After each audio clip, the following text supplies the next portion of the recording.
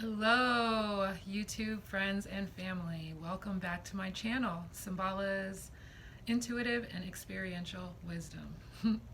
So, I am revisiting my story, Awakening into the Void.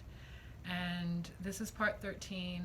However, I have to wind it back because there was a very crucial story that I had missed, and so this is Awakening into the Void, Part 13, Wind It Back, or whatever order I wrote it in.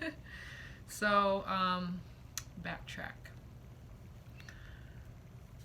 So this happening occurred maybe like 4 months before I quit the warehouse. And at the time, I was trying to do whatever I could to escape from the reality that I hated my job and I hated the life that I was leading at that point. I was in great denial of it, so I would distract myself by either partying, socializing with friends, or going on vacations. So I had planned a vacation with some friends and family outside of California. We planned to go to Florida to go party. Miami. We were going to this event called the Music World Music Conference. It's just DJs from all over the world that go to Miami to perform at different clubs. So I met up with friends from the UK that came there, and I came from California, and we just all met in Miami. And at the time, I was still in party mode. I would do drugs. I would drink any stimulants, anything to keep you going all night. I was open to it. Not anything, but a lot of the things. So the moment I arrived to Miami, I met up with some friends. They had cocaine. We went in on the cocaine, or I did, shall I say. And it's never really been a drug of choice of mine, but if it's around, then I would dabble with it. And at this point, there was lots of it around, so it was like the first thing I did. I had an early flight to Miami. I hadn't even had breakfast yet, and the first thing I had was a bunch of cocaine. And I carried out the day continuing with that, and then later taking some sort of like MDMA or something like that. So it was just an ongoing, drugs, and then drinking all day out in the sun. So it was just party mode immediately. And up all night at the clubs, dancing, day clubs, day parties, more drugs, more drinking. So we were there for about 5 days. And in like a 5-day period, probably got maybe 10 hours of sleep total. And it was chaotic. It was mental. By day 5, I think we were out at it was just nonstop partying for 5 days. And anybody who parties knows how those things can go. They definitely take you to a dark place in the aftermath. But in the moment, it was fun. It was a form of escapism. We were all trying to escape our busy, hectic work schedules and just have a good time. And we, it was just wild. It was wild, and we had a good time that weekend. But we didn't sleep, and we took a lot of drugs. And so leaving was tough because we were having so much fun, and we are all bonded, and it was very debaucherous behavior, but it was still a good time at the time. And I remember just being so twacked out, like on the plane, getting ready to go and leave friends and family behind, and I was just so sad and sleepless. And I remember being on the plane flying back to San Francisco, just crying the entire time, and chewing on my tongue because I'm coming down from whatever substances that I was on. Definitely a lot of uppers, from the cocaine to the, the ecstasy pills to the MDMA. I was bugging, to say the least. So I was on the plane, biting my tongue, crying, emotional, sleepless, losing my damn mind. And when I arrived back to San Francisco, my mom was there to pick me up to drive us back home. And it was like a 3-hour drive back home from San Francisco. And it was interesting because, my mom is very cosmic. She's into activism, into saving the planet. She's very conscious about ideologies outside of just the 3-dimensional framework or the matrix framework, and she's always been this way. She's a free thinker, and I'm so lucky to have her as my mother. And I don't know if she's from France. She was born and raised in France, and I don't know if that has anything to do with it. I think it's just, she just has that spark in her soul to always question reality and question everything, so I got that from her. I just wanted to give that preface into who she is, what kind of person that she is. So we're on our way back to home, and we always have these deep conversations about stuff and different radio shows and stuff like that. And she's a big fan of Amy Goodman, Democracy Now!, which I too like to listen to from time to time. But this time she was talking about a local radio show and an interview that this woman was doing, and talking about an experience with alien abduction. And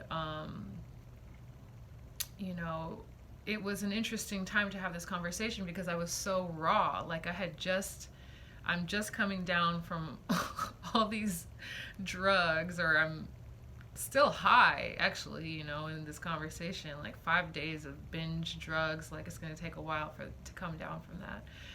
So I'm still high, coming down from my Miami, bender high, and she's going in about this woman and her experience being abducted by supposed aliens. So to kind of give a brief detail of the story,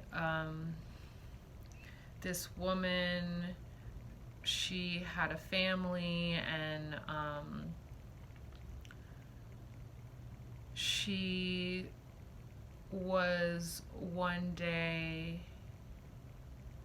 like, she disappeared one day. Like, according to her, she was snatched. She was taken. And while she was gone or being experimented on or whatever, I forget the specific details of what she was experiencing while she was gone, her family, and specifically her children, their memories were completely wiped clean. And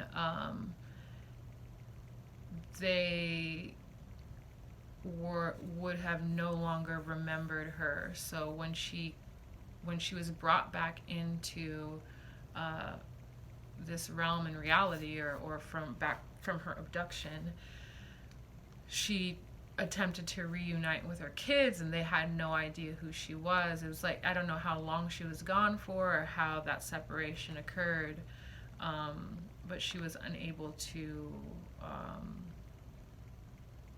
be with her family anymore because they didn't know who she was. And the story was a lot deeper than that. My mom went into really deep detail about the story. All the while, I'm super raw, super high, and just spiritually vulnerable and exposed, because still at the time I did not know anything about spiritual boundaries. I did not know anything about how drugs make you spiritually porous and makes one a target for mental attacks spiritual attacks and such. I didn't know any of those things. So my mom's going in on the story, and I'm just like, what the heck? You know, she's talking about aliens and abduction and all this stuff. And I'm like, oh my God, okay. And so then we get home, and I had to work the next day after this bender. And I remember sleeping fine that night, or sleeping all right, you know, because I had to work the next day, so I needed to bring it. And the next day at work, I was a wreck. I could barely, I could barely stay awake. It was just the biggest struggle with staying awake. And I remember taking my lunch break early just so that I could take a brief nap and like try to regenerate my energy for work. But I remember that night was the beginning of some form of psychosis, which, you know, again, I am not a professional, but from what I've heard, other people's stories, that, you know, an overuse of drugs and a lack of sleep and a lack of food can cause psychosis, you know, and psychotic break. And I would say that I somewhat reached that point with my experience, because 5 days of doing, you know, drugs and not eating and sleeping, and then hearing this story about aliens, that following night, I was under the impression that I was being watched, that I was being sought after by beings outside of this realm, that I was a targeted individual, and that beings were coming for me. And it messed up my sleep. So, you know, I was already sleepless from this partying binge of a weekend. And now I'm imagining that aliens are coming after me and gonna swoop me up and abduct me. And my mind went there because of the amount of drugs that I had consumed in a short period of time, and also because of the lack of sleep and nutrition, lack of food.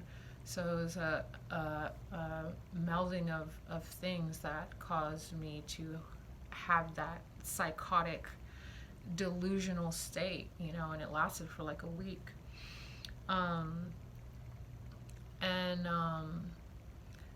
The thing is, I wanted to bring this up is because, like, that weekend was so important to me as a form of escape.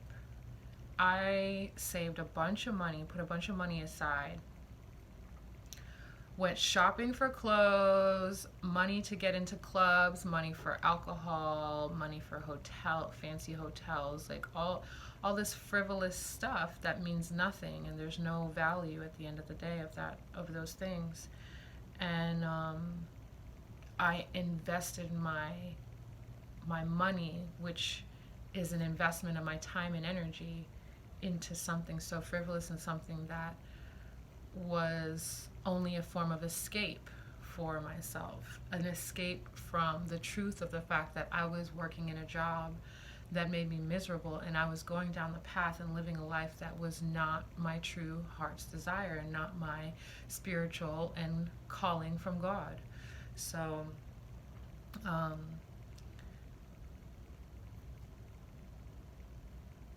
it's almost as if the adverse reaction that I had, the psychosis, mild or whatever, that I had, was another, you know, call to snap out of it, or to be true to myself, you know, to go back to that job after that weekend was so daunting, and it was depressing, and it was so telling of the fact that I was escaping my life.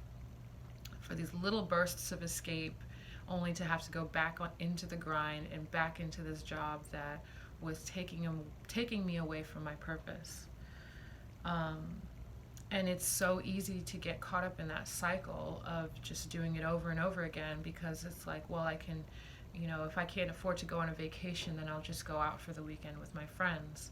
And all that money is spent, and money is our time and energy spent on things that mean nothing and that only sink us deeper into a state of denial, delusion, um, and an inability to self-reflect and self-analyze. So I just want to bring that to everyone's awareness, why we do the things we do, and to really check in with ourselves and ask ourselves these questions. Am I escaping from a life that I don't want to live when I plan lavish vacations, when I invest a lot of money in a short period of time that will give me joy, versus being patient and slowly investing in a life that will, sustainably give us joy? So I didn't see it then, but it was definitely one of the catalytic moments that woke me up to the fact that I was working in a job that made me absolutely miserable, and that I needed to make serious changes in my life. So to go back to kind of the delusions or psychosis, I couldn't talk to anybody about it because I thought that I was going crazy and losing it, and I didn't even feel safe to talk to my mom about it, what was going on in my head, because then I would have to confess to her that I had been binging on drugs for 5 days in a row. And I wasn't sharp enough at the time to recognize that it was, the drugs and lack of sleep and food that put me in that state, but also my deeper emotional state and state of denial is what really created that mental break for that week period after my vacation. But as soon as I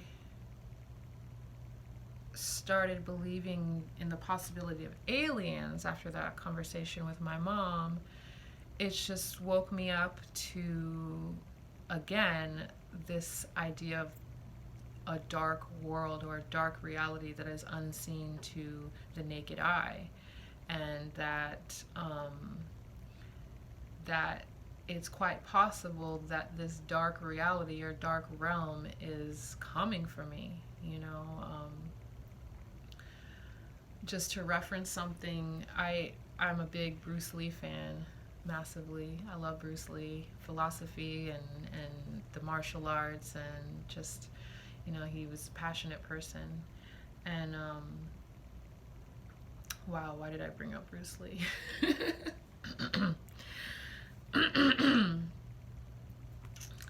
I brought up Bruce Lee. Okay, now I remember. So there was a biography made of his life. I forget what year it was made, sometime in the 90s or something. And in the story, they kind of get into how, like, his family was cursed in some way. And there was, like, some demons that were after his father, and basically Bruce Lee had, like, inherited these dark forces that were trying to stop this family. And even Brandon Lee, Bruce Lee's son, met the fate of these dark forces, was met by the fate of these his fate was met by these dark forces that,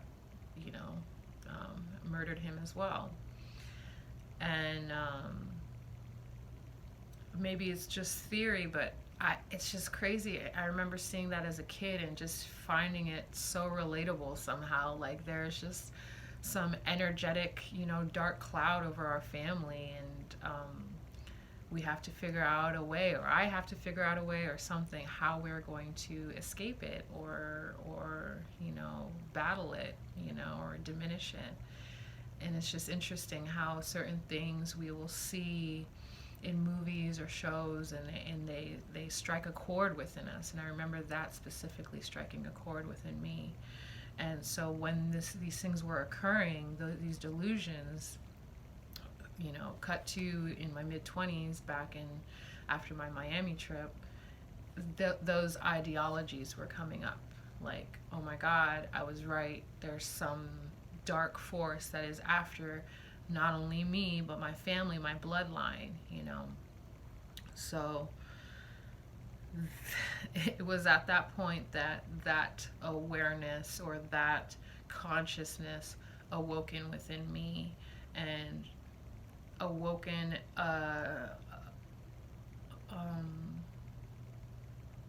level of fear that I'd never experienced before within myself. And it was definitely a battle to overcome. So on that note, in part 14, I will continue the story.